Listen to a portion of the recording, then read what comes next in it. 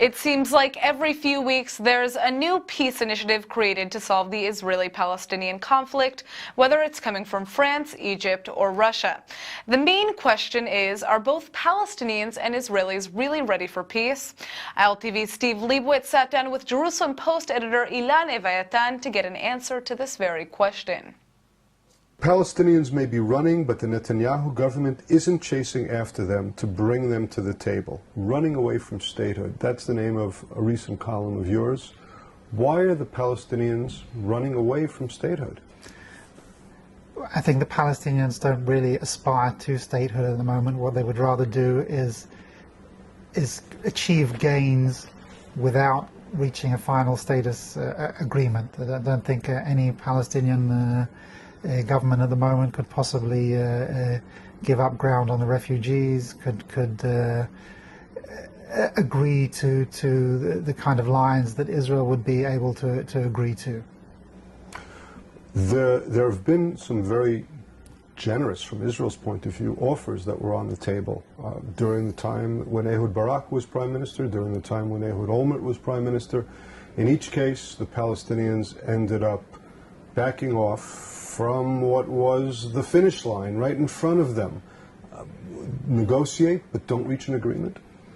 That appears to be the Palestinian tactic at the moment, is to try and impose withdrawals on Israel, to try and impose achievements via the international arena, and not to reach a final status agreement.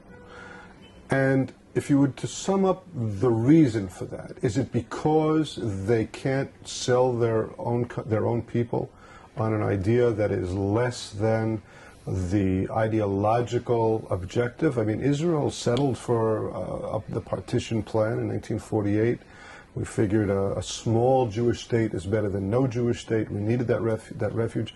Don't the Palestinians need a state badly enough to accept something that's less than the maximum? I guess that depends on which narrative you believe. I mean, if you believe the narrative of some experts, they will tell you that the Palestinians quite simply don't accept Israel's presence and it's a winner-take-all game.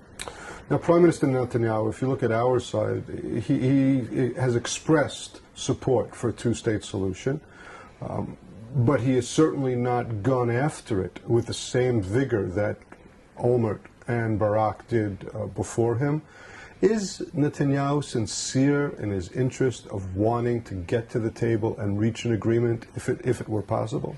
I think it's very difficult to say whether he's sincere or not, but I mean, he had the opportunity recently to bring Isaac Herzog into the coalition and instead opted to bring in Avigdor Lieberman as his defense minister.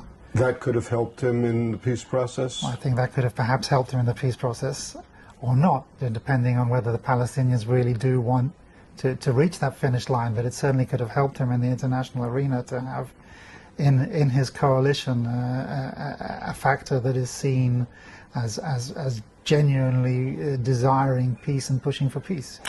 We have a French initiative on the table. Just recently we've heard about an initiative that comes via Cairo with an invitation for Israel and the Palestinians to meet in Moscow. At the same time, we have a lame duck American presidency, pretty much, because Obama is reaching the end of his term. We don't know yet who's going to be the next president. Is this a time that you could see any sort of serious peace talks emerge? I cannot at the moment see anything happening, but one never knows. I think Israel would like something to happen via the Egyptian channel, and it wouldn't like to see something happen via the French channel, where it's going to come under a lot of pressure. Why do we favor an Egyptian initiative?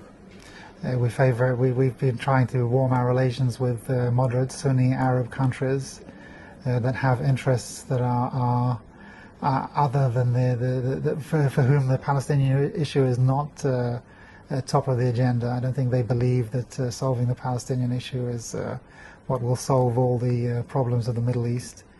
And I think there we feel we have more to gain. Ilan Evyatar, editor of the Jerusalem Report, thank you so much for being with us at ILTV. Thank you, Steve.